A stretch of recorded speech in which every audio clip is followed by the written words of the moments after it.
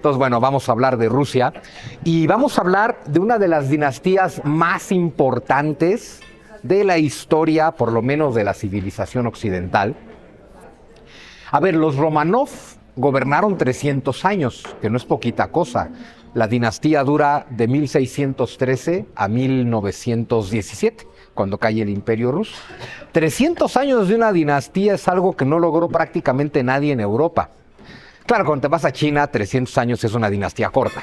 Pero bueno, en el caso de Rusia, ojo, Rusia, estamos hablando de los últimos 300 años del imperio, que es lo que dominan los Romanov. Vamos a ver un poco, por supuesto, lo de antes, porque la historia de Rusia pues la podemos rastrear más o menos al siglo VII, VIII antes de Cristo. Solamente 2 dinastías gobernaron Rusia en toda su historia, eso también es fascinante. La primera dinastía que gobernó Rusia son conocidos como los Ruríkidas. Se llaman Ruríkidas porque todos pretenden ser descendientes de un tal Rurik el Grande. El detalle con Rurik el Grande es que ni siquiera sabemos si existió, pero aún así tuvo 800 años de descendencia. Entonces tenemos a esta gobernaron 800 años los Ruríkidas y justo vamos a ver. Hoy vamos a platicar particularmente de el momento en el que cae la dinastía Ruríkida, después de 800 años de gobierno, y eso genera un periodo que en la historia rusa le llaman el periodo tumultuoso, porque con la caída de los Ruríkidas, Rusia se sumerge en el más profundo caos, hasta que finalmente toman el poder los Romanov. Es bien interesante cómo toman el poder los Romanov. Llega un momento en el que la decadencia de Rusia es tal, el estado caótico de Rusia están invadidos por Suecia, el rey de Polonia gobierna Rusia. Ya cuando el rey de Polonia te gobierna, algo estás haciendo muy mal. Y entonces ya cuando el rey de Polonia está gobernando Rusia, es cuando los rusos que llevan 20 años peleándose por el poder dicen, ¿saben qué? Necesitamos elegir a un zar, porque nos gobiernan los polacos. Es imprescindible elegir a un zar. Y entonces es cuando eligen al primer Romanov en 1613. Esa es la historia que vamos a contar hoy, el origen de la dinastía Romanov. Y bueno, me voy a concentrar mucho en el primer Romanov, Mijaíl Romanov, Miguel I de Rusia, que es el que toma el trono en 1613. Luego, obviamente, les hablaré un poquito de todos los Romanov, porque cada uno de los Romanov tiene algo espectacular. Es curioso, es una dinastía muy rara. Cuando tú estudias sus gobiernos, parecen incompetentes todos ellos. Sin embargo, gobernaron 300 años. Y eso quiere decir que no son tan incompetentes. Pero lo más importante, la dinastía Romanov es la máxima constructora de imperios de la historia de la humanidad. Los Romanov se extendieron en un promedio 50,000 metros cuadrados por año. O sea, los Romanov nunca dejaron de conquistar territorio. Bueno, pues por eso tenemos Rusia. La Rusia que hoy tenemos es totalmente el producto de los Romanov. Entonces, en ese sentido es una dinastía absolutamente eficiente. Absolutamente eficiente que tuvieron la desgracia llamada Nicolás II, y pues con eso acabó el imperio.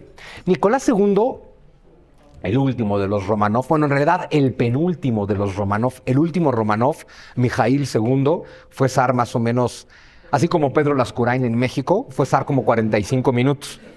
Entonces por eso nadie habla de él, ya les platicaré. Pero bueno, Nicolás II Romanov, de esos que dices, a ver, a mí me cae re bien, era un tipazo, era un hombre de primer nivel, parece que era el marido ejemplar, parece que era el mejor padre de la historia de la humanidad.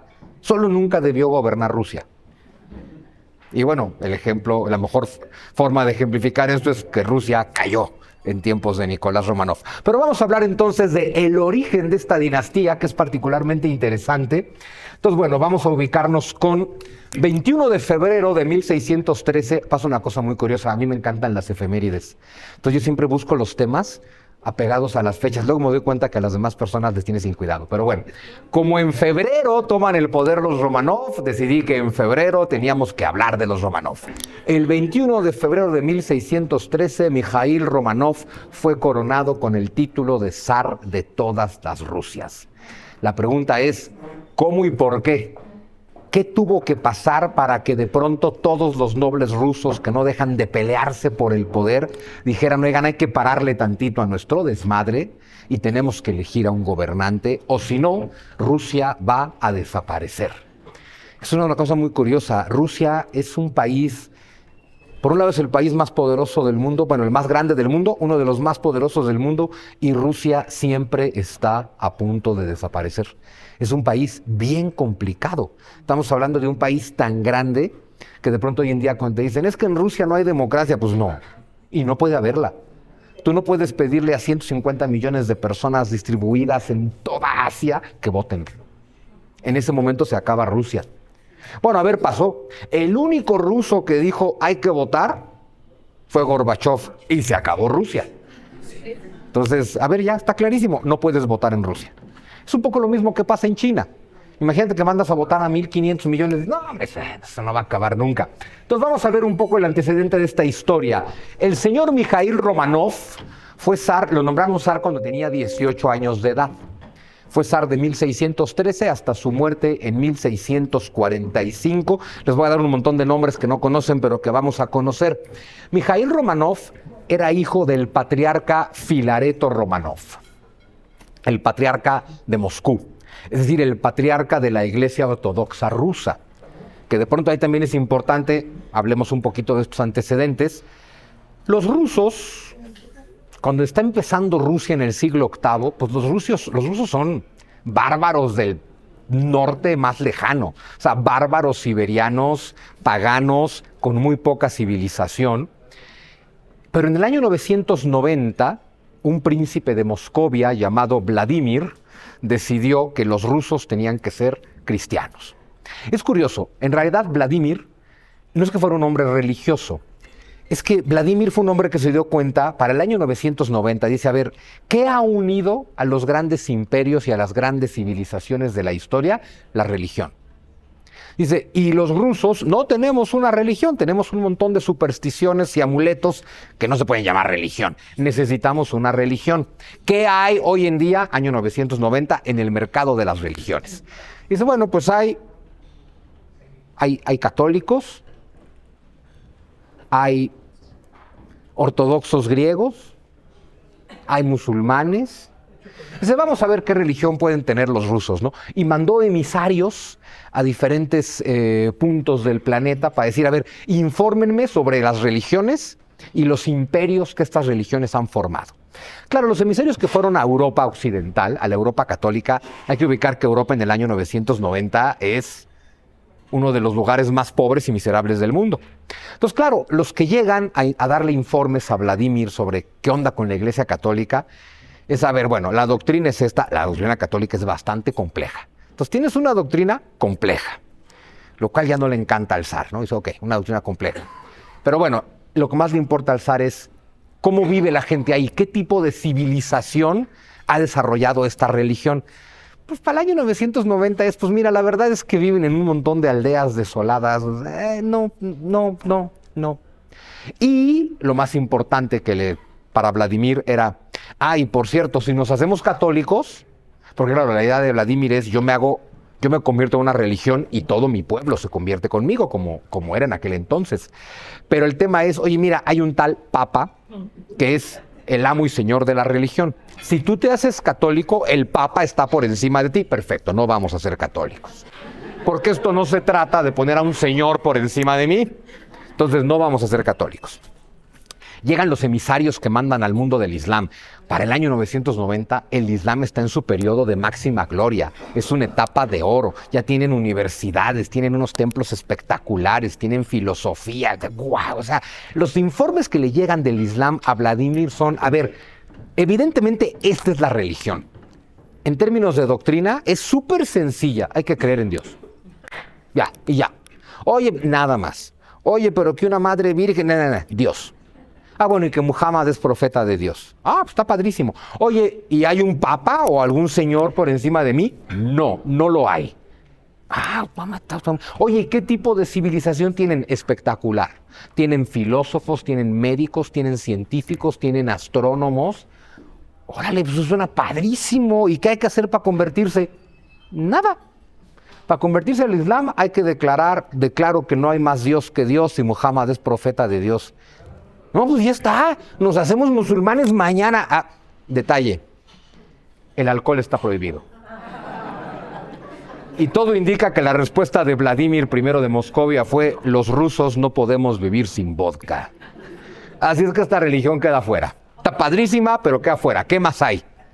Dice, pues el Imperio Romano de Oriente, ese que conocemos como Imperio Bizantino, que nunca se llamó Imperio Bizantino. Ese es un título que le dieron los historiadores alemanes del siglo XIX para no confundirnos con el Imperio Romano de Occidente.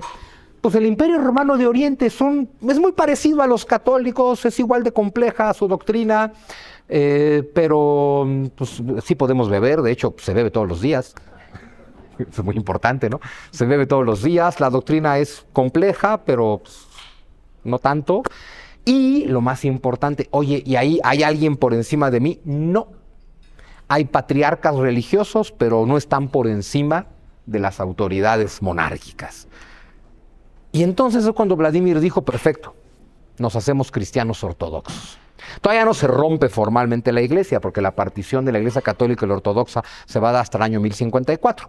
Pero bueno, el príncipe Vladimir fue hasta Constantinopla y ahí se bautizó. Y como era en aquella época, a través de mi bautismo se bautiza todo mi pueblo. Entonces de pronto todos los rusos son cristianos ortodoxos griegos. Y a partir de ahí, bueno, empieza el tema del patriarcado. Y eventualmente, claro, primero le rinden cuentas al patriarca de Constantinopla, hasta que se establece el patriarcado de Moscú. Es la misma religión, pero nuestro líder religioso pues tiene que ser ruso. Porque de pronto tener tu doctrina y tus misas y tu escritura en griego, cuando eres ruso, pues es muy complicado. Es como la religión católica, que hasta antes del Vaticano II era en latín. Y nadie entendía lo que estaba pasando. Y con el cura de espaldas, nadie entendía lo que estaba pasando. Pero bueno, entonces Mijaíl Románov es hijo de Filareto Románov, ahorita vamos a ver quién es este hombre, y nieto de, este hombre es importantísimo, Nikita Románov. Nikita Románov es prácticamente el origen de la dinastía Románov. Nikita Románov tiene una hermana importantísima que se llama Anastasia Romanovna. Y es importantísima porque fue la primera esposa de Iván el Terrible. Entonces, bueno, ahorita les voy a contar toda esta historia, por supuesto, ¿no? Pero bueno, Mijaíl Románov fue electo por unanimidad cuando todos los nobles rusos están con el tema de, ¿en serio tenemos que elegir a un zar para organizarlos y poner en su sitio a los polacos y a los suecos que nos están invadiendo? Eligen a Mijaíl Románov, un chavito de 18 años. Y claro, la maravilla es que lo eligen, todos de acuerdo en que Mijaíl Románov debe ser el zar, sí, todos de acuerdo, perfecto. Ok, ahora solo tenemos un problema. ¿Alguien sabe dónde está Mijaíl Románov? Porque no es que el señor estuviera ahí, oigan, sí, él debe ser el zar, pero ¿dónde está? No, pues nadie sabe. Bueno, pues solamente hay que recorrer Rusia para buscarlo. Poca cosa. Y lo encontraron y le ofrecieron la corona. Y Mijaíl Románov les dijo, miren, yo estaría encantado de aceptar la corona que me ofrecen, pero mi padre no está aquí y no sabemos dónde está, y yo no puedo tomar la corona sin preguntarle a mi papá si puedo tomar la corona. Porque la corona de Rusia en realidad le debería pertenecer a él. Bueno. Oye, ¿cómo llegamos a todo esto? Es justo lo que vamos a contar hoy. Entonces, vámonos un poquito a los antecedentes fundamentales, vámonos a los mapas. Siempre les digo lo mismo, la historia no se puede entender sin la geografía y desde luego no se puede entender sin los mapas. Vamos a ubicarnos en torno al año 500 de la era cristiana. Para el año 500 de la era cristiana ya cayó el Imperio Romano en Occidente, invadidos por los pueblos germánicos a los que llamamos bárbaros. Y entonces pues ya no hay Roma, ya hay un reino de los visigodos, un reino de los francos, un reino de los ostrogodos, Roma. Y luego está la parte, lo que era el Imperio Romano de Oriente. Recordemos, el Imperio Romano pues abarca desde el Medio Oriente hasta el Atlántico. Pero en el año 395, cuando muere el emperador Teodosio, el Imperio Romano fue dividido en dos. El Imperio de Occidente con capital en Roma y el Imperio de Oriente con capital en Constantinopla. ¿Sí? Cayó en el siglo V el Imperio Romano de Occidente, con capital en Roma, pero el Imperio Romano de Oriente, al que llamamos bizantino, continuó hasta 1453, cuando fue tomado por Mehmed II el Conquistador, el sultán de los turcos otomanos.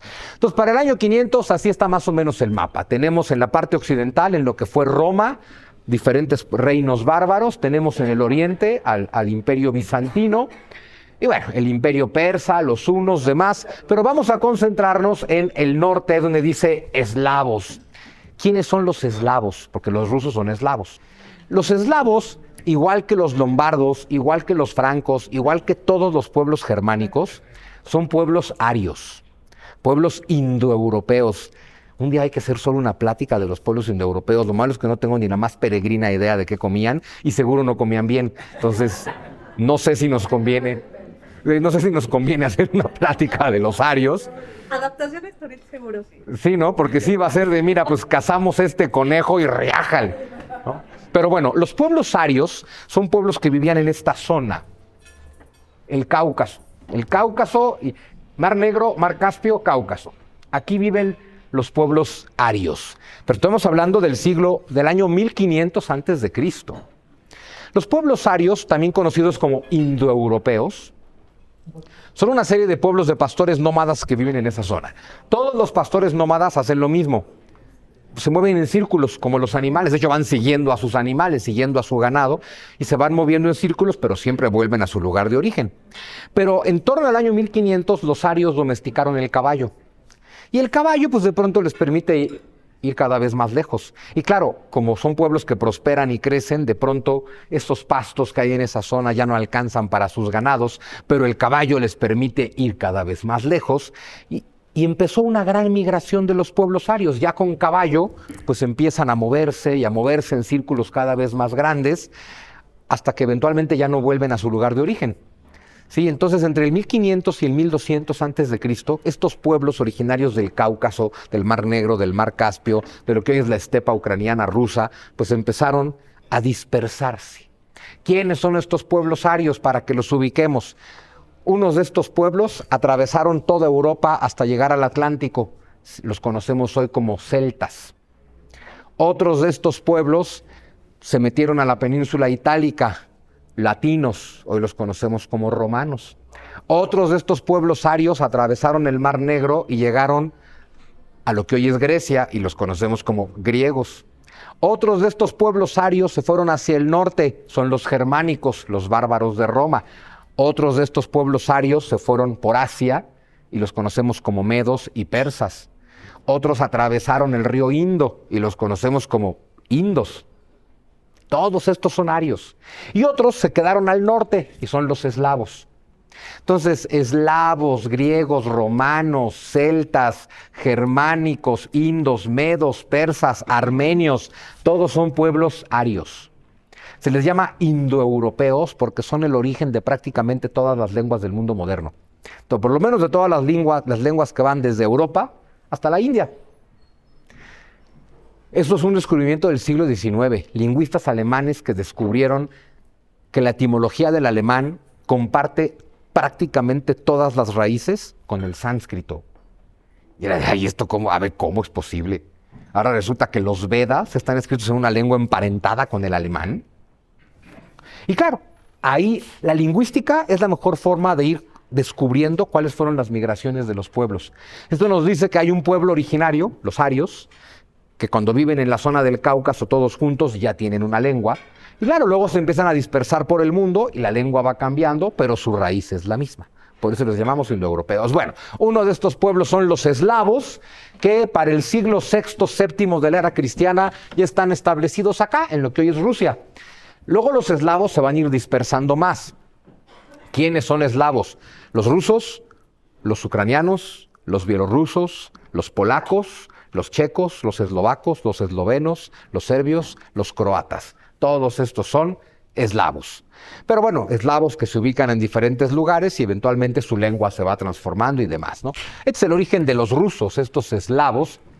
Y luego, a ver, ¿alguno de ustedes se imagina a vikingos? Cuando les digo vikingos, nos imaginamos a un pelirrojo de 2 metros, enorme, seguramente comiéndose un zorro crudo a mordidas, ¿no? Bueno, pues los vikingos hacían comercio con los árabes. ¿Se imaginan ustedes a un vikingo y a un árabe negociando algo? Bueno, pues resulta que los vikingos, que son originarios de Escandinavia, ¿no? De lo que sería Suecia, Noruega, el mar Báltico, los vikingos ya ven que en torno al siglo VII, VIII y IX se empezaron a dispersar por Europa, navegando, porque eso es lo que son ellos, navegantes. La mayor parte de ellos navegaron por los mares, por eso llegaron a Escocia, llegaron a Inglaterra, llegaron a Normandía y hasta se metieron por el Mediterráneo y llegaron al sur de Italia. Pero otros de estos vikingos, la tribu de los varegos, lo que hicieron fue navegar por los ríos. Se metieron por el río Neva, que es el que llega a San Petersburgo, y por ahí fueron descubriendo rutas pluviales que te permitían navegar por el río Neva hasta llegar al río Dnieper, que es el que hoy atraviesa Ucrania a la mitad, hasta llegar al río Don y al río Volga. En fin, que fueron descubriendo una serie de rutas pluviales que les permitían llegar del mar Báltico al mar Negro. Y ya en el mar Negro, pues navegar y comerciar con los árabes en la gran expansión del Islam. Ese es el origen de Rusia. Estos vikingos que empiezan a meterse por los ríos que atraviesan lo que hoy es Rusia, claro, eventualmente tienen que ir construyendo ciudades que sean como puertitos comerciales que les permitan ir dominando toda la ruta. Y claro, la mejor forma es dominar a los pueblos eslavos que viven ahí. Entonces, ese es el origen de Rusia. Son pueblos eslavos muy poco civilizados que viven en torno a estos ríos y que poco a poco van a ir siendo conquistados y gobernados por vikingos. Entonces, eso es Rusia. Eslavos gobernados por vikingos. Uno de estos vikingos se llama Rurik. Es el famoso Rurik, que tal vez existió, tal vez no. A ver, siempre existió alguien, y luego el personaje del que hablamos hoy, pues es una leyenda imposible, ¿no? Pero bueno, Rurik, conocido como Rurik el Grande, es el primer vikingo que va a dominar toda esta ruta pluvial para hacer contacto con el Imperio Bizantino y con los árabes, y ese va a ser el origen de Rusia. ¿Sí? Bueno. Justo, Rurik el Grande, entonces, es el origen de esta dinastía, que eventualmente se va a conocer como los Ruríkidas, y él fue gran príncipe de Novgorod. Novgorod, yo sé que todo el mundo ubica Novgorod en el mapa, eso lo aprendimos en la primaria. Sí. Bueno, la verdad es que yo sí me lo aprendí en la primaria, pero yo no tenía amigos en la primaria. Tal vez porque sabía dónde estaba Novgorod, pero bueno. Novgorod está un poquito al sur de San Petersburgo, muy cerca del mar Báltico, ¿no? Entonces, Rurik el Grande se consumó como gran príncipe de Novgorod. Su hijo, Oleg, además conquistó Kiev, y de ahí viene la llamada Rus de Kiev, ¿no? Bueno, entonces fue gran príncipe de Novgorod del 862 al 879, y bueno, y es el origen de esta dinastía que conocemos como los Ruríkidas. Claro, en este momento todavía no podemos hablar de Rusia, ni siquiera de la Rus de Kiev. Ya con su hijo Oleg podemos hablar de la Rus de Kiev. Vamos a ver en el mapa a la Rus de Kiev, que es el origen de Rusia, Bielorrusia y Ucrania, la famosa Rus de Kiev. Si nos ubicamos en torno al año 1000, aquí está, la Rus de Kiev, un reino que va, ojo, desde Kiev, que está por acá, este es el río Dnieper, ¿no? Hasta Smolensk, hasta Novgorod, que está más acá al norte. No llegan al mar Báltico, no llegan al mar Negro, es decir, es un reino encerrado, lo cual es bastante complicado para ellos, ¿no? Pero bueno. Ah, ¿no se ven mis manos en este mapa de acá? ¡Qué barbaridad! Bueno, a ver. Rus de Kiev, aquí tenemos Kiev. Kiev es una ciudad fundada en el siglo IX de la era cristiana, precisamente por estos vikingos, igual que Smolensk, igual que Chernigov, para ir dominando esta ruta, ¿no? Aquí no se ve Novgorod, está aquí un poquito más al norte. Pero ojo, si ven la Rus de Kiev, pues es más grande que cualquier reino europeo. Ese es el tema de la Rus de Kiev, ¿no? Rus, que básicamente significa reino, es el reino de Kiev, ¿sí? Luego, cada reino que fundan los eslavos será una Rus. Hay una Rus de Novgorod, una Rus de Kiev, eventualmente surgirá una Rus de Moscovia. Por eso los zares tienen el título de zar de todas las Rusias, es decir, zar de todos los reinos. Es decir, un zar es un emperador es un rey de reyes, ¿sí? Bueno, entonces para el año 1000, más o menos este es el tema. Europa pues está lejísimos de parecerse a lo que hoy podemos ubicar como Europa. El Imperio Bizantino ya está en decadencia, ya solo domina la actual Turquía y un poquito de lo que hoy es Grecia. Y el gran enemigo de la Rus de Kiev hasta hoy son los polacos. El reino de Polonia, porque además va a haber una enemistad fundamental. a partir del año 1054, cuando se dividen las religiones. Los rusos son cristianos ortodoxos griegos y los polacos son católicos de hueso colorado. Entonces, eventualmente va a ser un gran conflicto religioso de quién tiene la verdadera fe, los católicos o los ortodoxos. Es maravillosa. Cada una de las religiones que existen asumen que todas las demás están equivocadas y todas tienen la razón. Básicamente todas tienen la razón. Bueno, así se veía esto, no se llama Rusia. Ojo, de pronto quien te dice, este es el origen de Ucrania. No, este es el origen del Imperio Ruso. Ucrania es un país que nació en el siglo XX. Es bien importante no olvidar eso nunca. Ucrania es un país que nace, de hecho, no solamente en el siglo XX, nace en 1991, o sea, casi a finales del siglo XX. Antes de eso, todo el siglo XIX y la primera mitad del XX, los que viven en lo que hoy es Ucrania, sí tenían ya el concepto de somos ucranios, pero su concepto era muy claro, somos ucranios, por lo tanto, rusos. O sea, los ucranios somos rusos. Todos los ucranios somos, no hay diferencia alguna. Oye, las lenguas son un poquito diferentes. Ojo, ¿qué lengua hablaba la gente de esta época? Algo que los lingüistas de hoy llaman lengua eslava antigua o protorruso. Es decir, ya es el origen de la lengua rusa, pero no es ruso. Hablar una lengua común. Ahorita vamos a ver cómo, por diferentes azares de la historia, los pueblos se fueron separando y de esta lengua eslava original va surgiendo el ruso, el bielorruso y el ucranio. Pero no podemos hablar, por ejemplo, de una diferencia entre la lengua rusa y ucraniana hasta después del siglo XV. O sea, es bastante moderno y ahorita vamos a ver por qué. Y precisamente nos vamos a dar un brinco hasta el siglo XIII, cuando los mongoles humildemente conquistaron todo esto. El imperio que empieza Gengis Khan, pero que en realidad es su nieto Kublai Khan el que logra dominar todo esto. Los mongoles lo dominaron todo desde Corea hasta Polonia. Y ojo, dominaron Kiev y dominaron Moscú, pero no dominaron Novgorod. Y como ya me dijeron que mis manos no se ven de este lado cuando estoy allá, vengamos para acá. Aquí tenemos Kiev bajo mandato de los mongoles, Moscú bajo mandato de los mongoles, Novgorod libre del dominio de los mongoles. El dominio de los mongoles era muy... A ver, los mongoles son nómadas. Los nómadas no hacen imperio. Gengis Khan, de hecho, a sus guerreros les decía, cuídense de las ciudades. Las ciudades son la perdición de la humanidad. Nunca se queden en una ciudad. Nosotros somos el último poder nómada. No se hagan sedentarios. Y si no te haces sedentario, no puedes tener un imperio.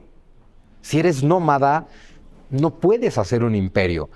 Y entonces, claro, ¿cómo es el imperio mongol? Y por eso duró tan poquito tiempo. Es hordas de nómadas que año tras año asedian las ciudades recordándoles que o me pagas el tributo voluntariamente o te rompo la madre. Ciudades que dicen, no, te pago el tributo voluntariamente. Ese es el imperio. No es realmente un imperio. Pero lo que sí es que logran durante algo así como 200 años dominar de diferentes formas toda esta parte de Eurasia. Y lograron una cosa muy interesante, lograron poner orden. De hecho, aquí es cuando empiezan realmente las rutas de la seda. Cuando un solo poder, los mongoles, dominan toda Eurasia, es cuando los comerciantes dicen, entonces podemos hacer comercio.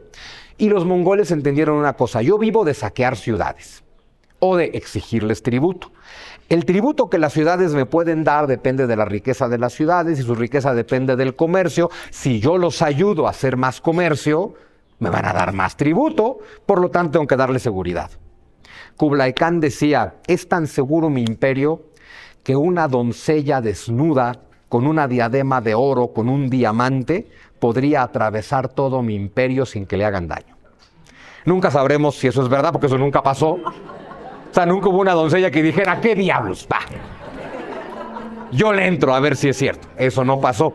Pero vaya, te habla de la certeza que él tiene en que impone orden. Claro, impone orden como se hacía entonces, y tal vez debería hacerse ahora, de, a ver, señores, al que se salga del orden, pues lo vamos a colgar en los árboles del camino, para que los demás, cuando vean cadáveres colgados, digan, bueno, está bien, nos vamos a comportar.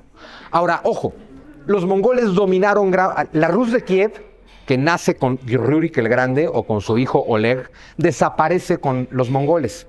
es Batu Khan el que va a invadir toda la zona que hoy es Rusia.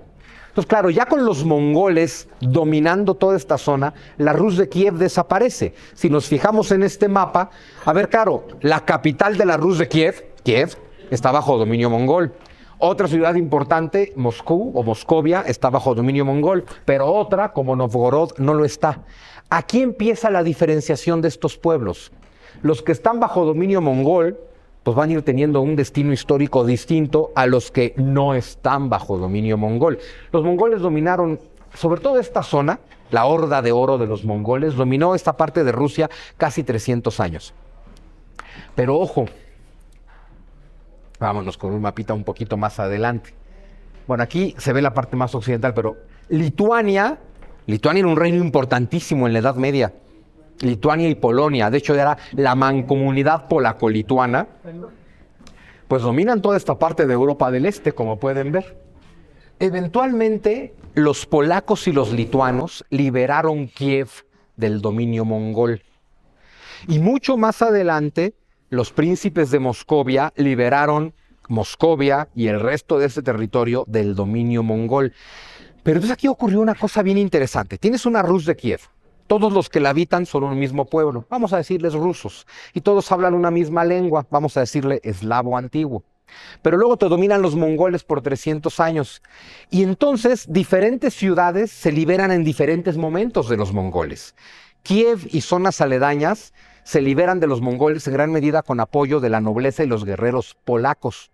Y a partir de entonces su relación política, comercial y lingüística se va a acercar a Polonia. Mientras que al otro lado del río Dnieper, los moscovitas y los demás pueblos rusos quedan más tiempo dominados por los mongoles, se liberan más adelante. Pero esto hace que políticamente tengas a eslavos ahora en la órbita de Lituania y Polonia y a otros eslavos en la órbita de Moscú. Y eso te va generando que lo que era un mismo pueblo con una misma lengua, empiecen a distanciar sus lenguas, tienen centros de poder diferentes y eventualmente se van consolidando como pueblos diferentes.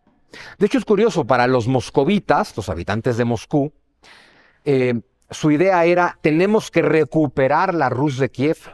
Para el siglo XVI, con Iván el Terrible, es cuando logran deshacerse de los mongoles y decir, ya hemos liberado a toda la Rus de Kiev. Y de pronto muchos rusos de Moscú llegan a Kiev a enterarse de una cosa, a enterarse de, ya no nos entendemos con esta gente.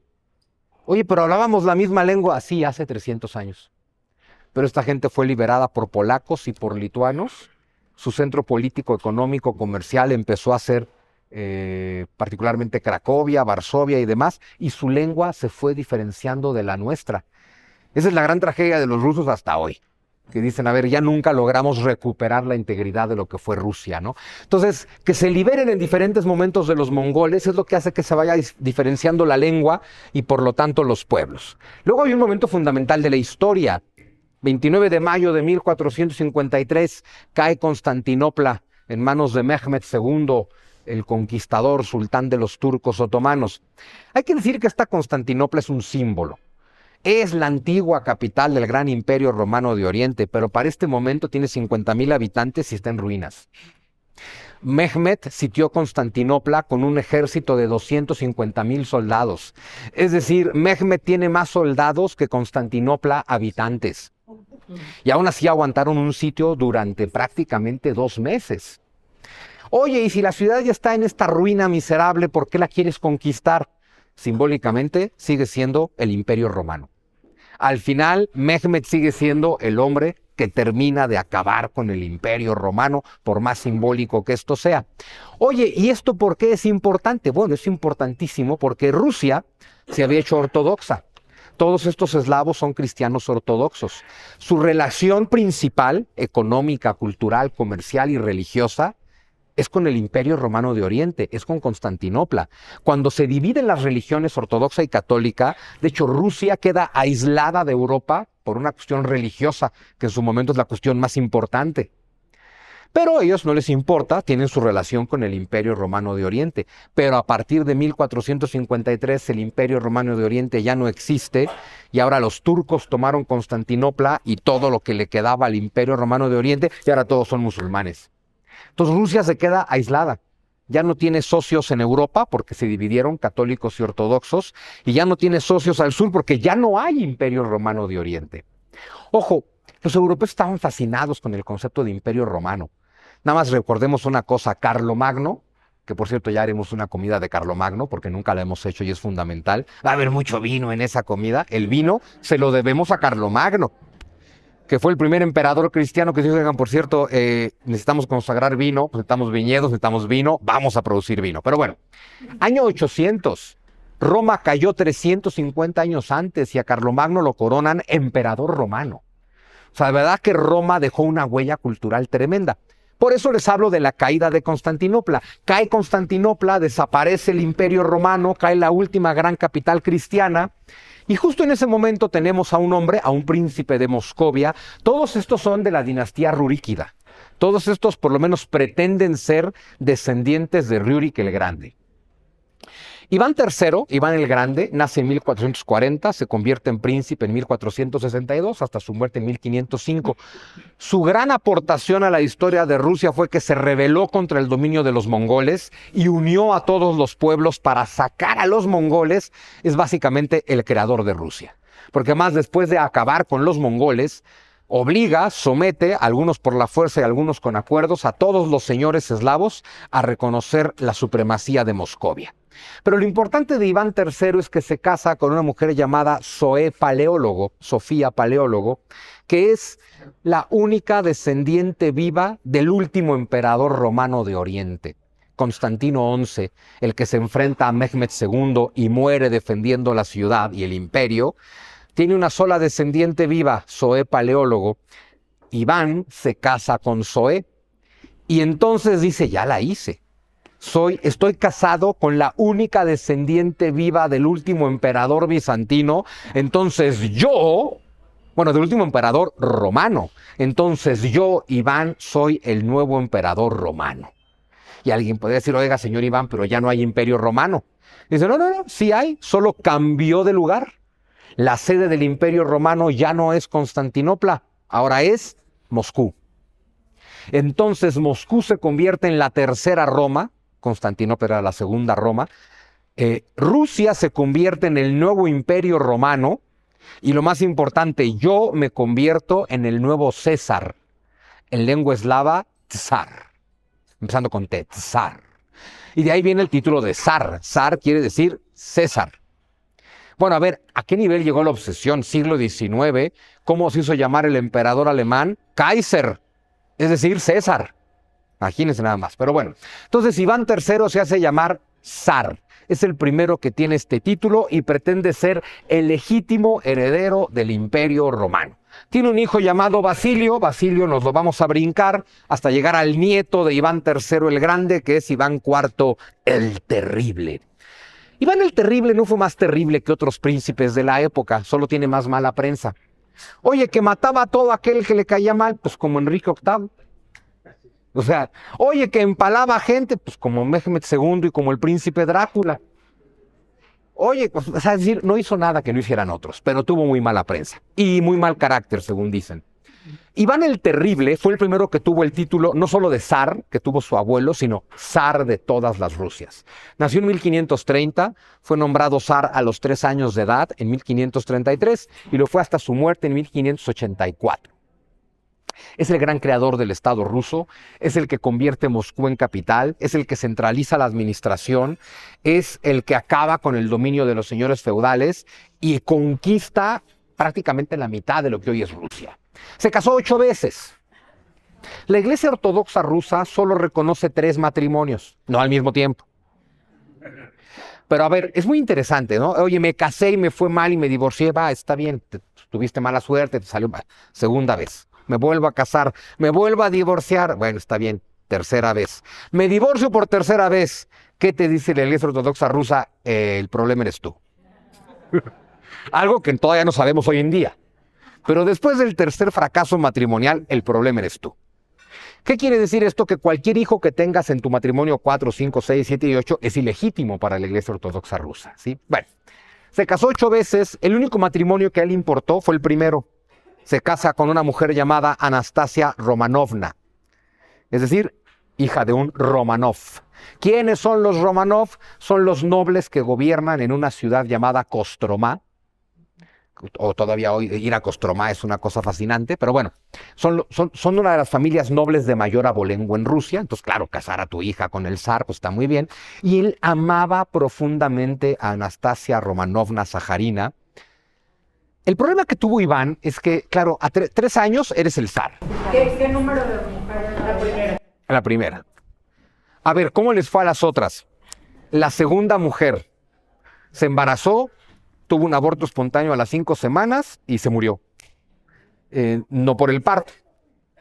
No me diste un heredero, cuello. Luego tuvo otras 3 que después de 3 semanas o 3 meses de matrimonio el zar dijo, no, esto no es lo mío, y las metió a un convento. No les fue tan mal. Tuvo otra que se consiguió un amante, el zar se enteró y pues mandó empalar al amante y matar a la esposa. Y así, o sea, digamos que no les fue bien a las demás esposas, ¿no? Tuvo una última esposa, una octava esposa, a la que sí quiso, pero él ya se murió después, con la que tuvo un último hijo llamado Dmitri. Ahorita vamos a hablar de Dmitri, es fundamental. Pero bueno, aquí empieza el ascenso de los Romanov. De pronto los Romanov pues son la familia política del zar. Y el zar, que ama profundamente a su esposa Anastasia, pues considera a todos los Romanov miembros de su familia y son su consejo para gobernar. Todos los Romanov de pronto son, detrás del zar, los gobernantes de Rusia. El tema es que Anastasia murió en 1547, no, se casa en 1547 y muere en 1460. ¿Cómo le fue a Iván el Terrible? Y esto fue lo que lo hizo terrible. A los 3 años eres el zar. ¿Qué pasó entonces? Pues que tienes una regente que es tu madre. ¿Qué pasó entonces? Que los boyardos, los nobles de Rusia, encerraron al zar en una torre, en un palacio, para que no se metiera, y pues gobernaron ellos. Iván estuvo encerrado en una torre de sus 3 a sus 15. Oye, luego salió un desgraciado, pues sí. Y en cuanto logra salir de la torre y tomar realmente el poder, ¿qué es lo primero que hace? Matar a todos los nobles. Ya, así de fácil. La única persona en el mundo que lograba aplacar el temperamento de Iván era su esposa Anastasia. Cuando muere Anastasia, aparentemente asesinada por los boyardos, Iván se vuelve absolutamente loco y terrible. Pero además, para conquistar un imperio, pues hay que ser un tanto terrible. Pero bueno, este es Iván el Terrible. Este es el último de los ruríquidas. Bueno, casi, el penúltimo de los ruríquidas. Porque tuvo un absceso de cólera que le vino muy mal. Pero bueno, primero en este mapa vemos en verde oscuro lo que él hereda y en verde claro lo que él conquista. Que no es poquita cosa, es decir, él duplica el tamaño del imperio ruso, ¿no? Lo que era ya la Rus de Moscovia, que es lo que vemos acá en este verde, bueno, más fosforescente, y en este, pues el Kanato de Hassan y el Kanato de Siberia. Entonces, esto es el imperio de Iván. Su imperio es una maravilla, además él está comprometido con que es cristiano ortodoxo y por lo tanto está en guerra contra los musulmanes que dominan esa zona, entonces también es despiadado contra los musulmanes, pero en realidad su verdadero problema, él es el que manda a construir la hermosísima Catedral de San Basilio, que seguimos teniendo hoy en la Plaza Roja de Moscú. Pero el 16 de noviembre de 1580, él tiene muchos hijos. Tuvo muchos matrimonios. Tiene muchos hijos con Anastasia, en realidad. Tiene mujeres, esas no le sirven para heredar el trono. Tiene un hijo mayor llamado Iván. Bueno, pues lo mató de un bastonazo en la cabeza. El zar mató a su hijo de un bastonazo en la cabeza. Parece que estaba el zar con su hijo en su palacio esperando a emisarios militares que les dijeran cómo iban las cosas en Siberia. Algún comentario hizo el zarevich, el hijo del zar, que no le gustó a su padre, y entonces pues agarró su báculo de oro y se lo zorrajó en la cabeza y lo mató. Es decir, que mató a su único heredero. Tiene otro hijo, Teodoro, pero su otro hijo tiene retraso mental. Es decir, maté a mi primogénito capaz y me quedé con mi hijo con retraso mental. Entonces, claro, para cuando muere el zar en 1584, ¿quién es el heredero al trono? Pues un hombre con retraso mental. Y cuando alguien con retraso mental toma el poder, pues, bueno, en México sabemos de qué se trata eso. O sea, no te va bien, ¿no? Y entonces, con la muerte de Iván el Terrible en 1584, comienza una etapa que los rusos llaman el periodo tumultuoso, hasta 1613, cuando toma el poder Mijaíl Románov. A ver, hay falsos hijos de Iván diciendo yo debo heredar el trono, Suecia invadiendo, Polonia invadiendo, hasta que los boyardos dicen necesitamos un zar. Y es que nombran a Mijaíl Románov. Ahorita regresamos otra vez con él. Bueno, esto es un cuadro espectacular, ¿no? De el zar Iván con el cadáver de su hijo al que acaba de matar. Bueno, y acá aparece un personaje siniestro y maravilloso de la historia de Rusia. Hasta tiene una ópera en su honor, Boris Godunov. Boris Godunov es el ejemplo perfecto de un advenedizo. O sea, Boris Godunov de entrada era plebeyo. Número 2, era tártaro, es decir, de origen turco, es decir, de origen musulmán. Eso a los rusos pues no les viene nada bien.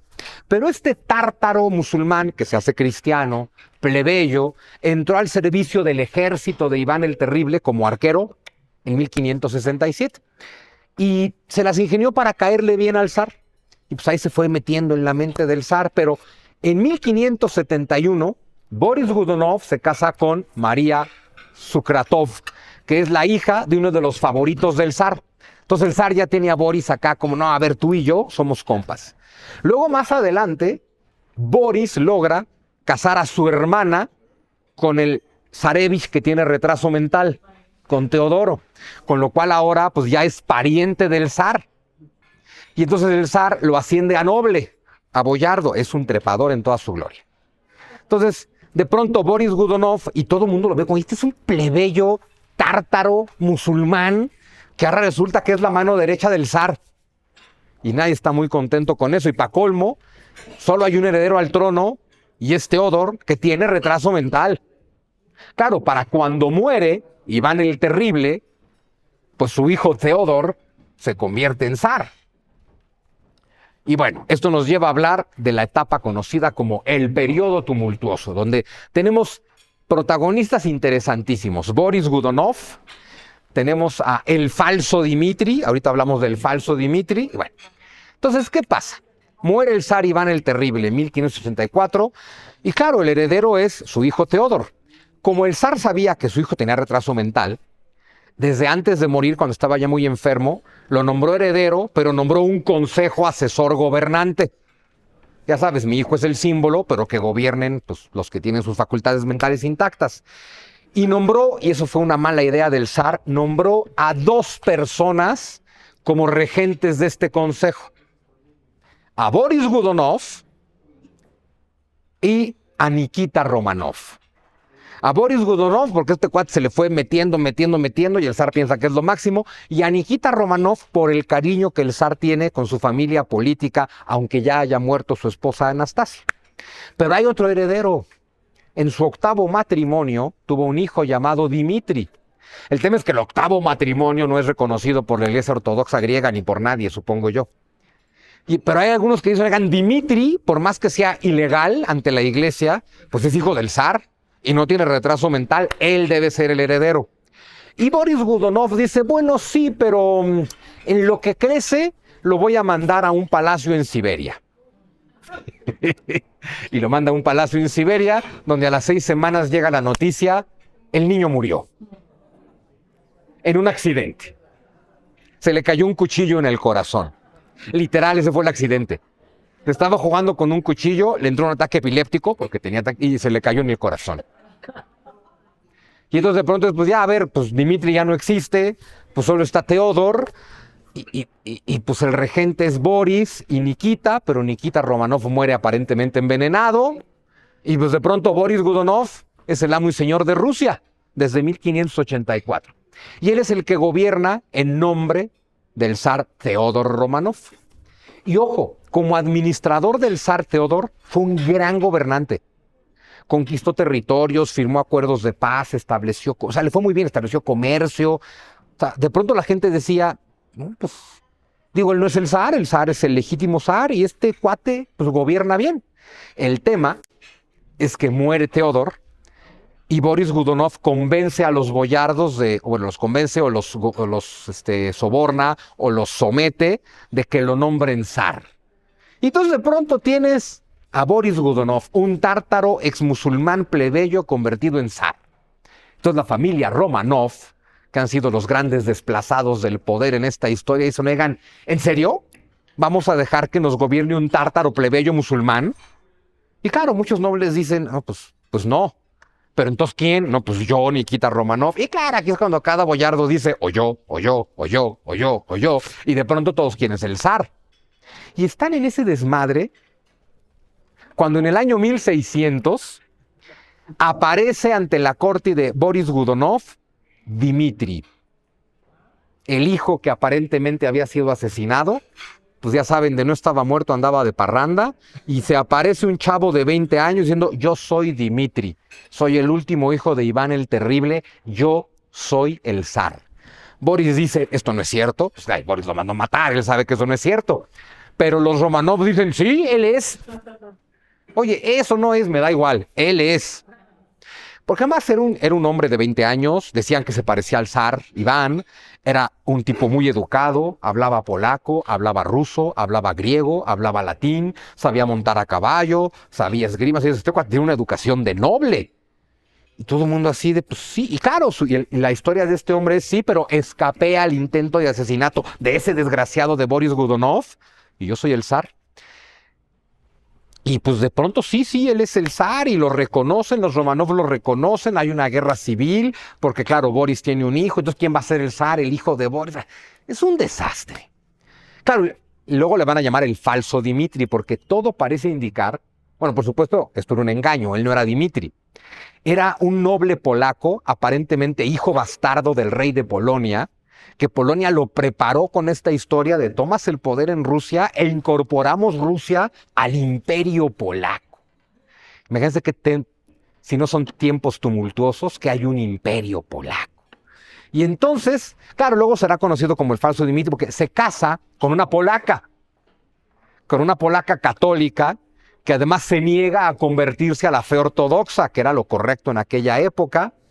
Entonces ya dicen, a mí se me hace que el zar nos va a querer hacer católicos a todos.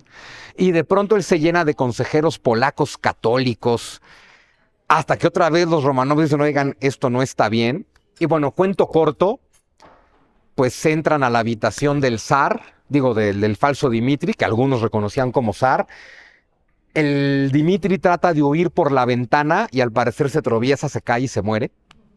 Toman el cadáver del falso Dmitri, lo cortan en pedazos, lo meten a un cañón y lo disparan hacia Polonia. Como para decirle a los polacos, ahí está tu zar. Es un periodo tumultuoso, porque además 2 años después apareció, ya que muere Boris Godunov, en 1605, aparece un segundo falso Dmitri. De no, me tropecé, sí, pero no me morí y no me mandaron en cañón a Polonia. Y hasta la esposa dice, sí, él es. Y los Romanov, sí, él es, qué diablos. Entonces tenemos un segundo falso Dmitri hasta que descubren que es un falso Dmitri otra vez. Y claro, y mientras todo esto pasa, pues tienes al hijo de Boris tratando de ser zar, a cada uno de los nobles tratando de ser zar, al falso Dmitri tratando de ser zar, al rey de Polonia tratando de ser zar. Entonces, claro, y a los suecos diciendo, pues miren, este desmadre invadimos Suecia nosotros.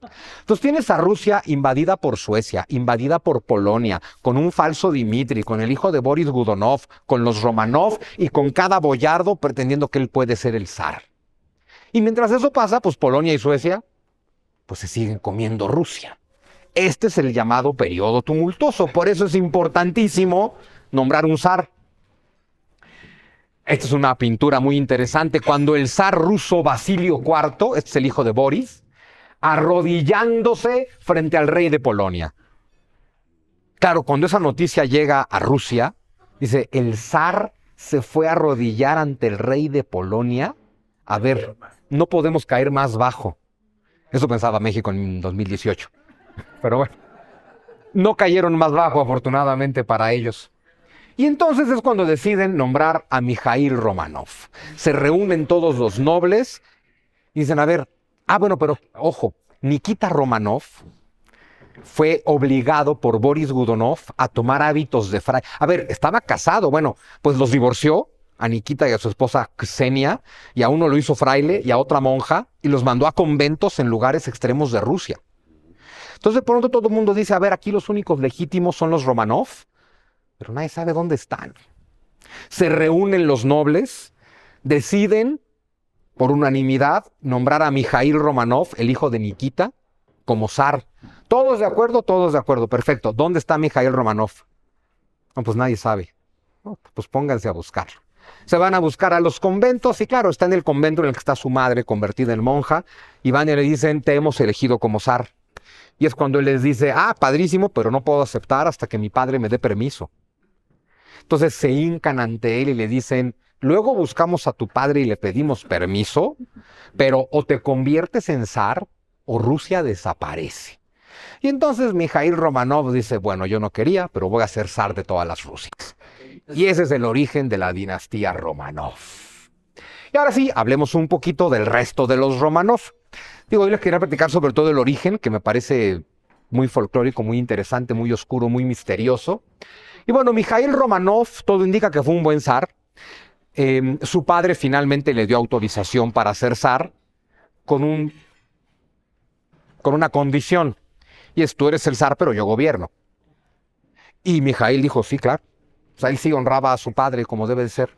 Entonces, Mijaíl I Romanov fue electo por los nobles para liderar la guerra contra Polonia y contra Suecia, derrotó a Polonia, derrotó a Suecia, recuperó territorio ruso, aplacó todas las guerras civiles, aplacó a todos los boyardos, o sea que le fue bien.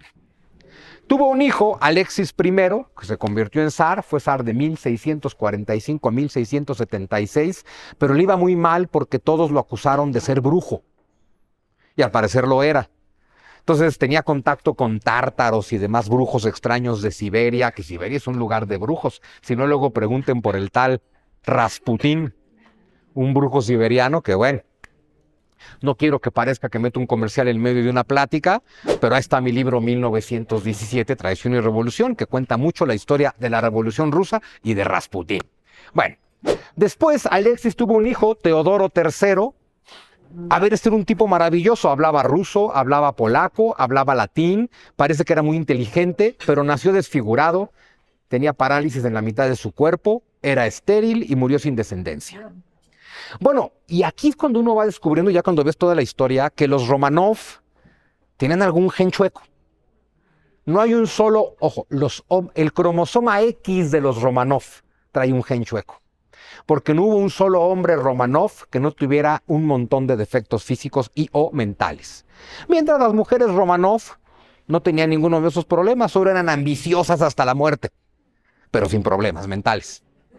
Bueno, más que ese. Pero bueno, entonces falleció sin descendencia, pero lo bueno de las dinastías, bueno, pues el hermano, ¿no? Y entonces tenemos a Pedro el Grande, uno de los más famosos de los Romanov. Pedro el Grande fue zar de Rusia, Pedro I el Grande, de 1682 a 1725. A Pedro el Grande le decían así desde que él era el zar. No lo decían por su grandeza política. Pedro el Grande medía 2 metros con 4 centímetros. Era enorme. Y tenía unas manos que medían 40 centímetros. Y volvemos al tema del cromosoma X chueco de los Romanov. Claro, este defecto a nadie le parecía defecto. No mames, el zar es un superhombre. Pero al final es un defecto, tenía gigantismo. Era un pelado de 140 kilos, de más de 2 metros, con unas manotas de raquetas de tenis. Y además, fue un gran gobernante. Conquistó lo que hoy es San Petersburgo, amplió el imperio ruso, estableció relaciones con Europa y todo lo demás. Pero era un tipo muy raro. Era un tipo que decía, yo trabajo de 10 de la mañana a 4 de la tarde. Soy el zar y estoy en la corte y gobierno. A las 4 de la tarde cierro la ventanilla y me voy a la corte de los deformes.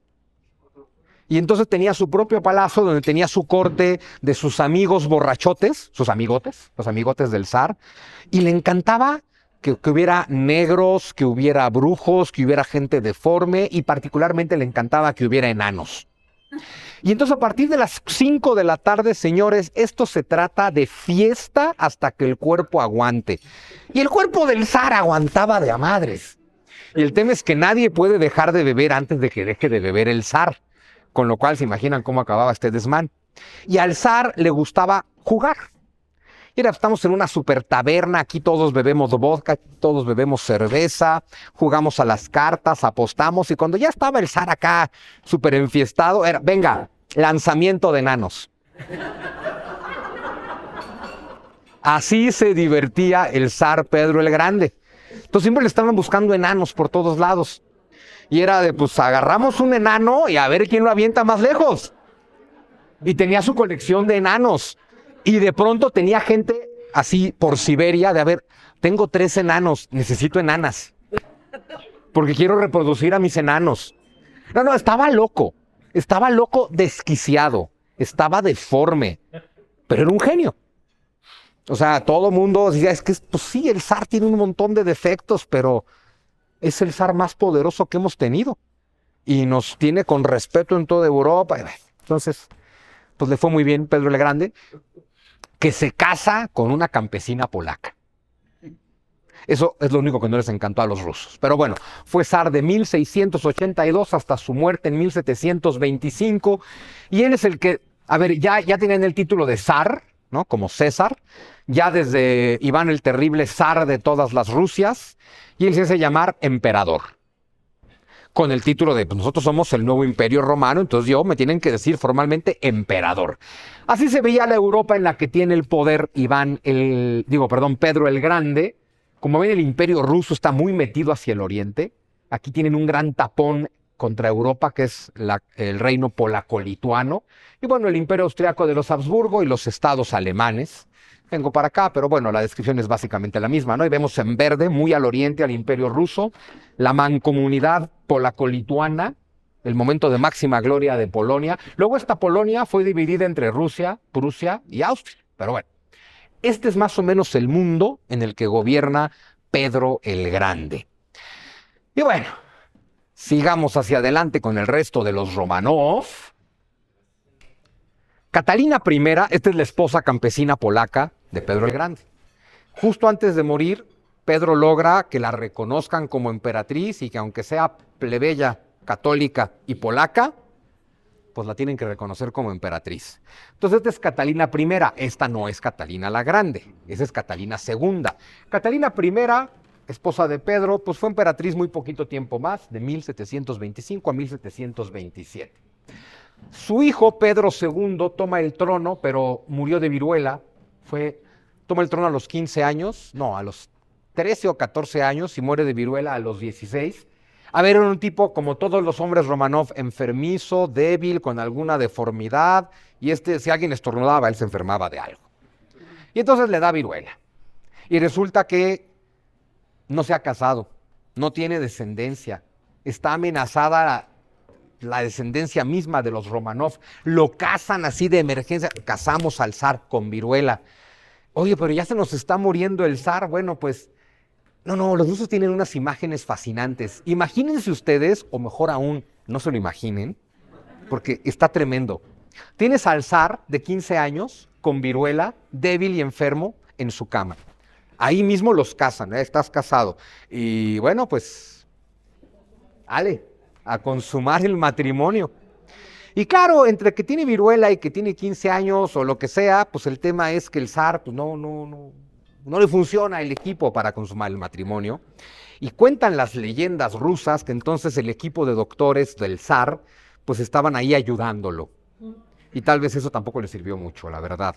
Entonces, literal, pues ahí tienes a la corte pendiente y al equipo médico tratando de generarle una erección al zar para que pueda embarazar a su esposa antes de morir, lo cual no pasó. Y entonces, pues nada, se acaba la herencia masculina de los Romanov. Y entonces cuando dicen, bueno, pues señores, no nos queda más remedio que recurrir a las mujeres.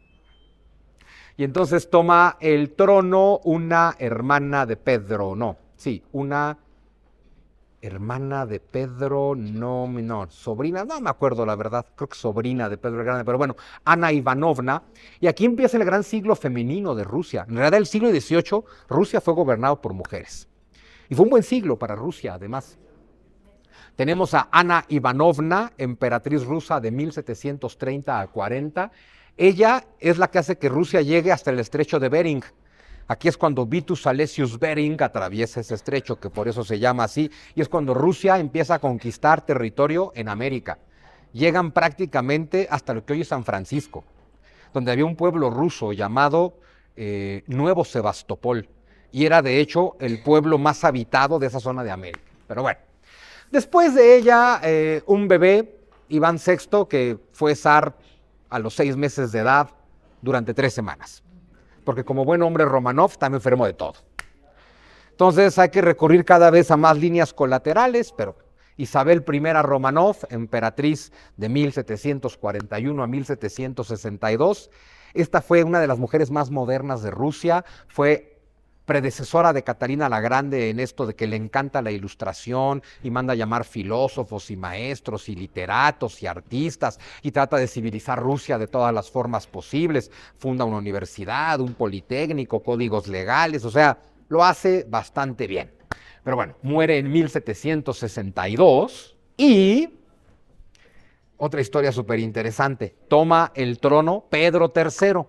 Pedro III es un nieto de Pedro el Grande.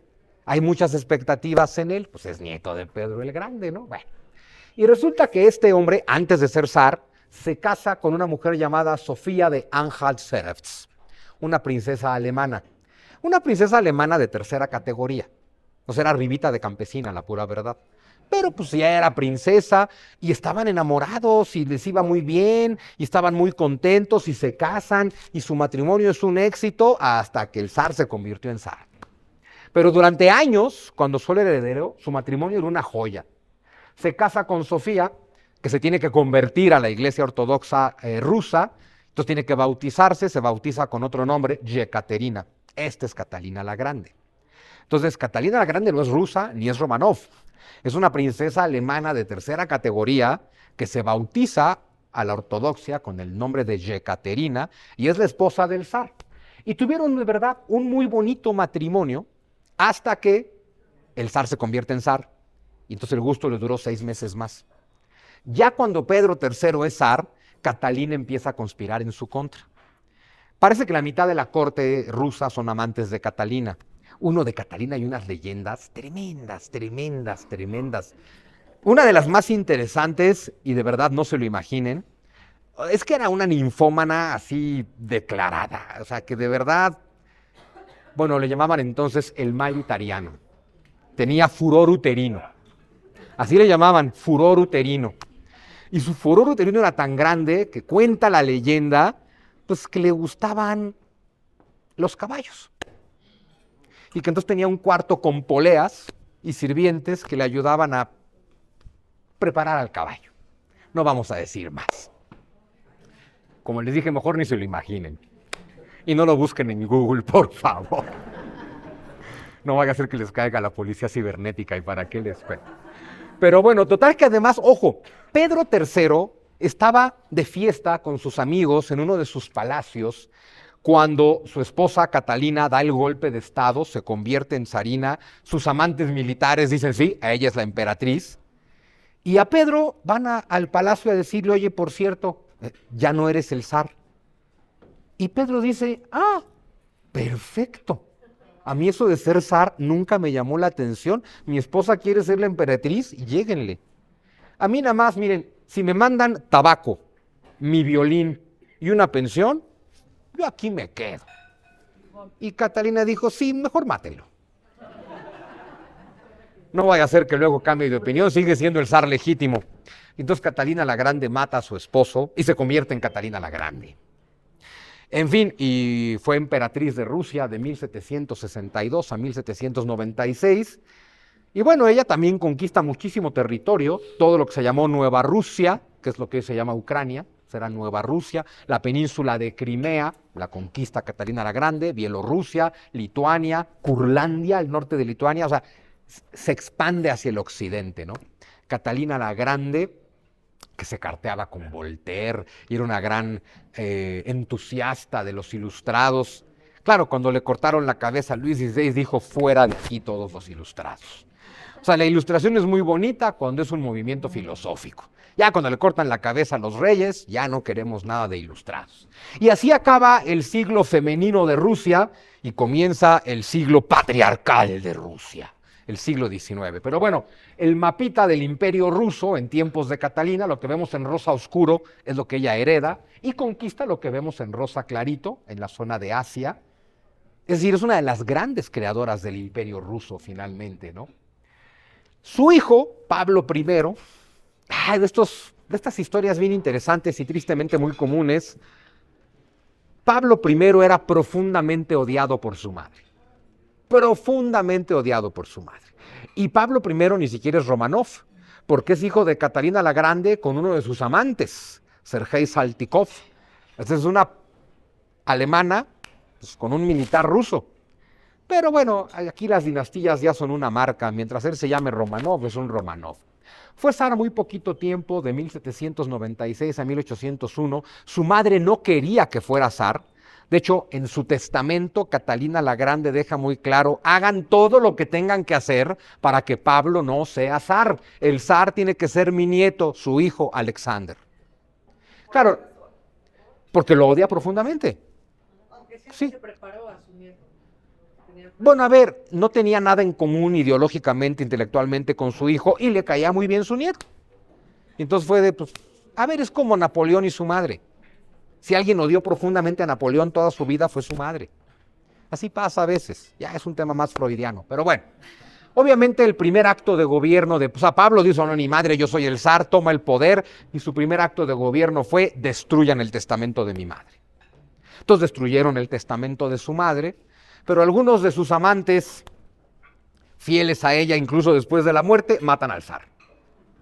Entonces, pues ya, asesinan al zar el 11 de marzo de 1801. A partir de aquí ya no hay Romanovs en Rusia. Nadie en el siglo XIX fue Romanov. Bueno, sí como marca, pero aquí ya nadie es Romanov. Aquí ya los Romanov están absolutamente extintos. Y bueno, toma el trono el hijo de Pablo, el nieto de Catalina, el zar Alexander, zar de 1801 a 1825. Es el zar al que le toca lidiar con Napoleón. Y pues no le fue nada mal. Es el zar que destruye a Napoleón. A mí me encanta cómo siempre nos dicen, claro, Napoleón fue derrotado por Wellington. Napoleón fue derrotado por el zar Alexander. Napoleón invadió Rusia con 600,000 soldados en el verano de 1812. 6 meses después regresó a Polonia con 30,000. El zar aniquiló al 95%, bueno, el zar, sus militares, del ejército de Napoleón. Luego te dicen, no, fue el invierno. Entró en junio, llegó a Moscú en octubre, ni siquiera ha empezado el invierno. Más bien es una táctica de Napoleón ya está loco, Napoleón va invadiendo. ¿Qué hicieron los militares rusos? Es déjalo entrar, déjalo. Y claro, Napoleón se va metiendo, se va metiendo, se va metiendo. ¿Qué hacen los rusos? Van quemando todo a su paso. Es que Napoleón no tenga cómo abastecerse, hasta que Napoleón dice, voy a tomar Moscú, porque no van a quemar Moscú. Y sorpresa, quemaron Moscú, con los franceses adentro. Entonces, claro, el Napoleón que regresa lo hubiéramos derrotado nosotros. Entonces, ya decir que lo derrotaron los ingleses, pero bueno, los ingleses cuentan la historia, ¿qué se le va a hacer? Él fue zar y emperador de todas las Rusias desde 1801, gran duque de Finlandia, porque cuando es aliado de Napoleón conquista Finlandia, que era parte del imperio sueco, y rey de Polonia, porque le dan Polonia en el Congreso de Viena después de las guerras napoleónicas. Todo esto hasta su muerte en 1825. Su muerte es muy rara. Este hombre sabe que hubo una conspiración para matar a su padre y hacerlo zar. Gobernó con culpa toda su vida. Se hizo profundamente religioso por eso, culpa. Estaba en misa diario, se confesaba diario, hacía penitencia diario. Era un zar que decía, yo soy muy liberal, pero la gente no sabe ser libre. Entonces, aunque yo soy liberal, los voy a someter. Cuando tengamos condiciones, les daré libertad. Las condiciones nunca llegaron. Nunca llegaron. Y en 1825, el zar desapareció, en realidad. Iban rumbo a Crimea y el zar desapareció. La leyenda dice que el zar fingió su muerte y se hizo fraile. Y cuando años después se buscó la tumba del zar, estaba vacía. Entonces ahí hay en fin, una serie de historias bastante interesantes en torno al zar Alexander, y a partir de ahí pues ya es la decadencia de Rusia. Pero bueno, este es el mapa de 1815, después de que es derrotado Napoleón. Es el imperio ruso en su momento de máxima expansión. Tienen Finlandia, tienen Polonia, tienen frontera con Alemania, tienen Crimea, llegan al Mar Negro, están en guerra constante contra los turcos y llegan hasta Corea. Es decir, este es el gran imperio ruso y lo fue de aquí hasta la Primera Guerra Mundial. ¿Quiénes son los descendientes de este hombre? Bueno, el zar Nicolás I, de 1825 a 1855. A ver, el zar Nicolás I hace una reforma administrativa donde básicamente dice, a ver, tenemos un montón de campesinos. Yo no puedo ser emperador de los campesinos. Entonces su planteamiento es, los campesinos están atados a sus señores y yo soy emperador de los señores. Ellos le cobran tributo a los campesinos y ellos me pagan tributo a mí. Que a ver, para administrar un imperio de ese tamaño, pues de pronto no hay de otra. Su hijo Alejandro II, de 1855 a 1881, él también le entra a la onda de no, hay que modernizarnos, yo soy liberal. Entonces hace reformas liberales, se acerca a Europa Occidental, hay una gran occidentalización de Rusia, hace un parlamento, les da derechos y libertades y lo asesinan los liberales, que dicen es que no es suficientemente liberal. Entonces su hijo Alejandro III dice, ah, sí, pues entonces yo no solamente no soy liberal, soy radicalmente antiliberal.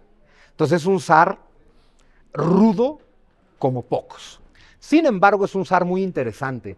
De 1881 a 1894, su única postura es, yo no les voy a dar libertades porque con eso me asesinan.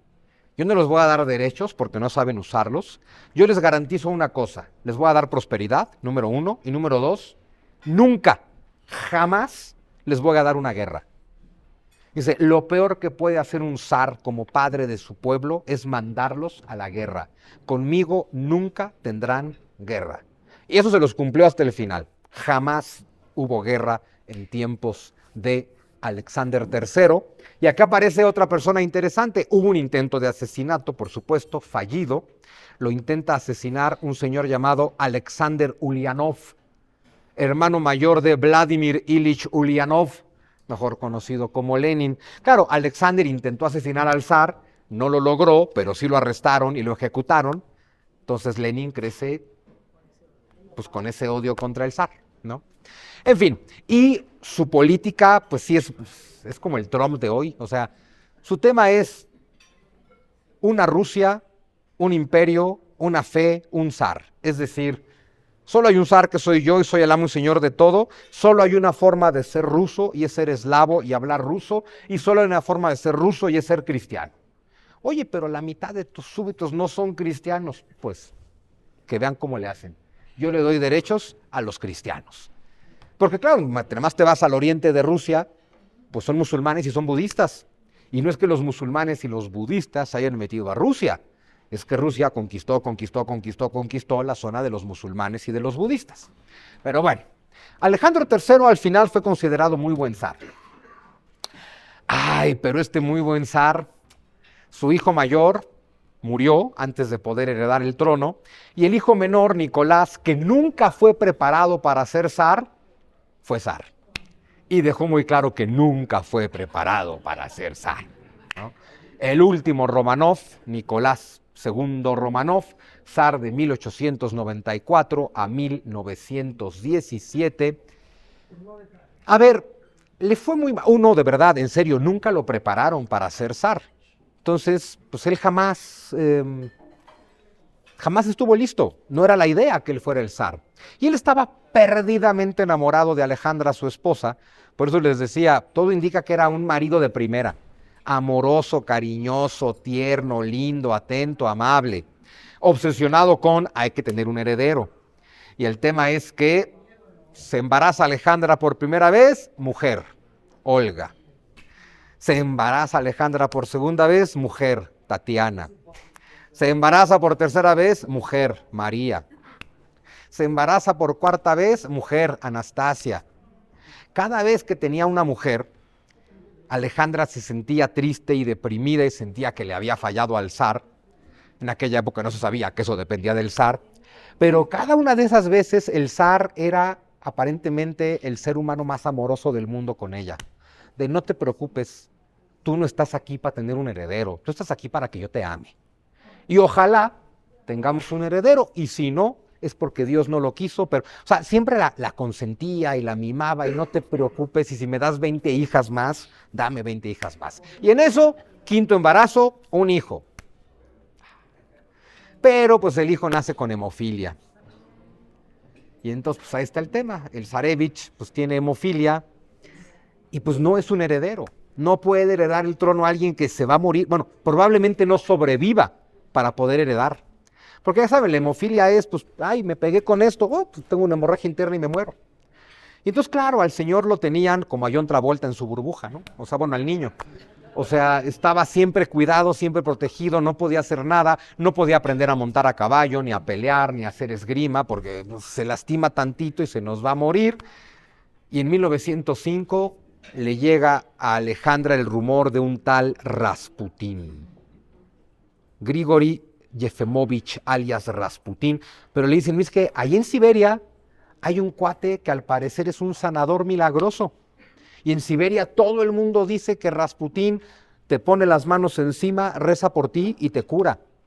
Dice, pues tráiganlo a Moscú. Y aparentemente durante casi 13 años, Rasputín tuvo sano al hijo del zar. Y ahí, bueno, es una historia muy compleja, ¿no? Porque en general siempre te dicen es que Rasputín sabía engañar a Alejandra para que pensara que sanaba a su hijo. Y yo no creo que una madre pueda ser engañada a 13 años con eso. Su hijo se sentía mejor cuando estaba con Rasputín.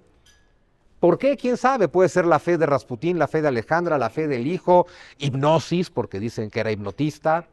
El tema es que cuentan que Rasputín llegaba con el zarevich, le ponía las manos encima, rezaba por él, y el señor se levantaba y estaba como si no tuviera nada. Se caía, tenía un moretón, se estaba desangrando por dentro, llegaba a Rasputín, le ponía las manos, rezaba, y el niño se levantaba. Pues claro, Alejandra estaba encantada con Rasputín, lo que quiera Rasputín. Luego parece que el resto de las mujeres de la corte también estaban encantadas con Rasputín. Bueno, parece que tienen guardado en formol en Rusia el equipo de Rasputín, que cuentan que es de 30 centímetros. Y parece que sí llegó un momento en el que Rasputín era parte de una secta sanadora, muy curiosa, religiosa, fanáticos, que era de, no, es que te voy a curar teniendo sexo. Y todas las damas de la corte fueron sanadas por Rasputín. Y eso tenía muy descontentos a todos los hombres de la corte. Pero el zar también estaba encantado con Rasputín porque su hijo estaba bien. Sin embargo, cuando dicen que el problema es que Rasputín tenía demasiada influencia sobre el zar, eso no es correcto. El zar entró a la Gran Guerra de Europa en 1914 y Rasputín siempre le dijo, salte de la guerra. No tienes por qué mandar a tus hijos a esta guerra. No hay nada para ti en esta guerra. Tienes que firmar la paz con Alemania. Cosa que nunca hizo. Quiere decir que no es cierto que Rasputín tiene la influencia que nos dicen. Rasputín siempre le dijo, tienes que firmar la paz con Alemania. Y el zar no lo hacía. En algún momento, en 1916, porque Rasputín además de sanador era profeta, y escribía profecías. Una de ellas es tremenda, porque le dice al zar, yo voy a morir asesinado. Eso está clarísimo, eso no tiene duda. Lo que yo no tengo claro es, yo puedo morir asesinado tal vez por los campesinos, tal vez por los nobles. Y le dice Rasputín, si muero asesinado por los campesinos, tú no tienes nada de qué preocuparte, tu dinastía gobernará 100 años más. Pero si muero asesinado por uno de tus nobles, tu dinastía caerá al año siguiente. Y en diciembre de 1916 fue asesinado por el conde Félix Yusupov, y la dinastía acabó al año siguiente. Otra profecía que le hizo Rasputín fue, si tu dinastía cae, el imperio ruso caerá. Y en las cenizas y sobre los escombros del imperio ruso se levantará un imperio negro que gobernará durante 70 años. Y la Unión Soviética duró 71. Eso también aparece en 1917, Traición y Revolución. No quiero que parezca que meto un anuncio, pero ahí están las profecías de Rasputín. Total que el 16 de diciembre de 1916, el conde Félix Yusupov, que había sido sanado por Rasputín, pero está planeando asesinarlo, lo invita a su palacio. Es bien interesante el asesinato de Rasputín porque lo quieren asesinar con cianuro. Y entonces, Rasputín era conocido por ser un dragón de primer nivel. Y entonces Félix Yusupov le preparó una bandeja llena de pasteles de chocolate que llenó de cianuro. Entonces llega Rasputín y, claro, Rasputín, qué honor, pásele. Y lo lleva, primer cosa para sospechar, al sótano. Vamos al sótano. Y ahí en el sótano le dice, porque lo invitó a una fiesta y a una cena, voy a llamar a los demás, pero mientras te dejo esta bandeja de pastelitos de chocolate. Y parece que Rasputín, perfecto. Y ahí tienes, ¿no? Félix Yusupov viéndolo, ¿no? Y Rasputín, uno, otro. Y como después del cuarto pastel, de pronto, ya pasó. Otro. Y se acabó la bandeja de pastelitos con cianuro y no le pasó nada.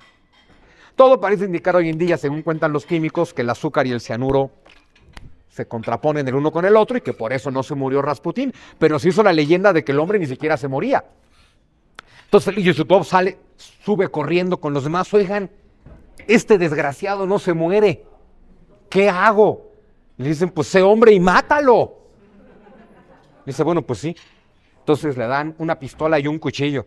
Entonces baja el sótano con el cuchillo, ve a Rasputín de espaldas y le entierra el cuchillo en la espalda. Y Rasputín, en lugar de morirse, cuentan que se levanta y lo ve así con cara de, eres un cabrón, me trataste de matar.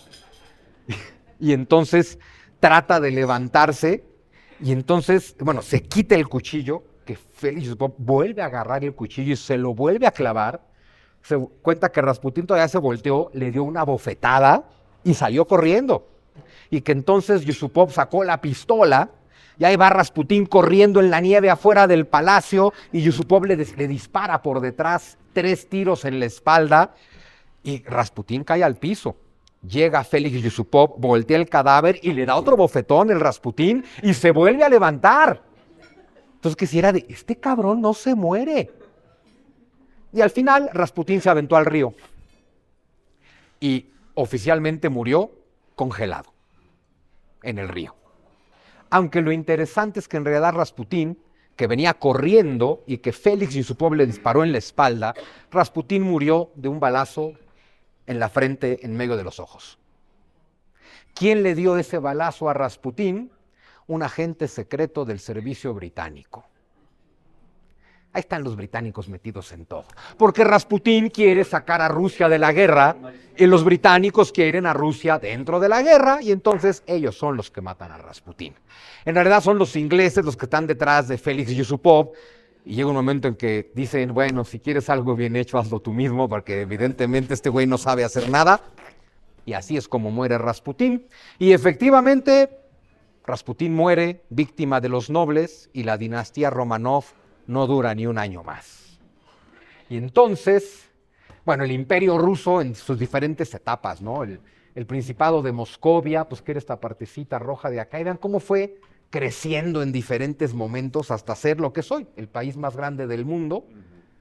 O sea, todo esto fue lo que fueron conquistando los zares del siglo XVIII y XIX, ¿no? Lo que vemos en toda la parte de abajo. Este es el inmensísimo imperio ruso. Bueno, aquí pues una foto muy bonita de Nicolás con Alejandra, en 1894, cuando se casan. Muy guapo el zar, según dicen. Este es el gran imperio de Nicolás Romanov. Y el tema es que Rusia entra a una guerra en la que no tiene nada que hacer. La Primera Guerra Mundial es una guerra por colonias.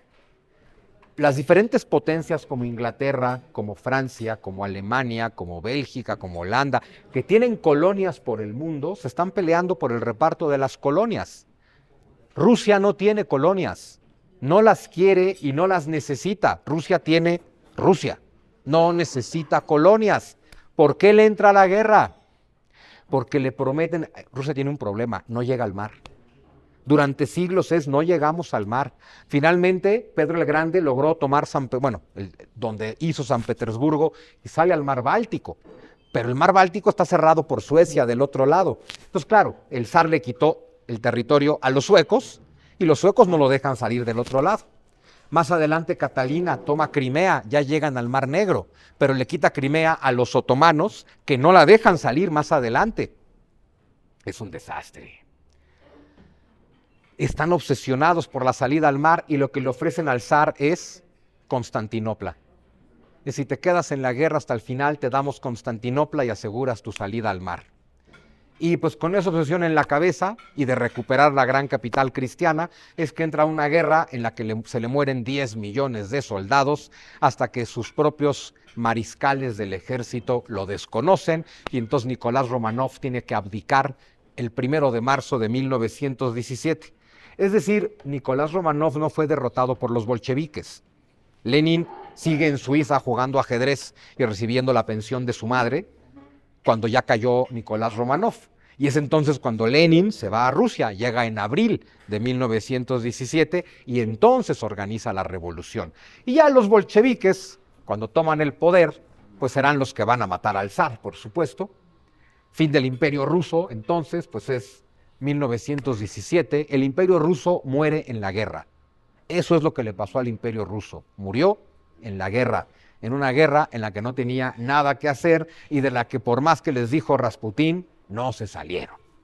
Y bueno, pues aquí vemos a los hijos del zar poco antes de su muerte, en 1918, Olga, María, Tatiana y Anastasia, todos murieron, incluyendo Anastasia. Perdón, la leyenda urbana de Anastasia no hay tal. No hay tal. Bueno, la leyenda urbana está, pero... Como tal, que sobrevivió. No. Anastasia, sus restos fueron encontrados e identificados hace como 10 años. Anastasia murió con todos. Fueron así acribillados por los bolcheviques en el sótano de una casa en Siberia. Todos. Y bueno, pues este es Nicolás Románov, el día de su muerte, 17 de junio de 1918. No sé si esta foto es antes de morir o después de morir, porque no se ve muy bien. Pero bueno, pues justo antes de matarlo, así se veía Nicolás Románov, que cuentan que fue digno hasta el final. Y bueno, pues así es como llega al final de su historia la dinastía Románov, que comienza con Mijaíl I en 1917 y no termina con Nicolás II, termina con Mijaíl II. Porque cuando Nicolás abdica al trono, él no puede abdicar en su hijo es hemofílico. Entonces abdica en su hermano menor, el gran duque Miguel, que el gran duque Miguel estaba en tórrido romance con una plebeya llamada Natasha, y dijo, no, a mí esto de ser zar no me late, y entonces recibió la abdicación de Nicolás, se presentó en el parlamento y les dijo, les entrego el poder. Fue zar durante más o menos una hora, pero el último zar de los Románov es entonces Mijaíl II, el hermano menor de Nicolás Románov. Y bueno, así es como llega a su fin la dinastía de los Románov y esta plática. Muchas gracias. Y ahora, por supuesto, pues nos toca un banquete ruso, afortunadamente reinterpretado por el Estoril. O sea, no vamos a comer lo que comían los zares, vamos a comer mejor. Gracias, disfruten.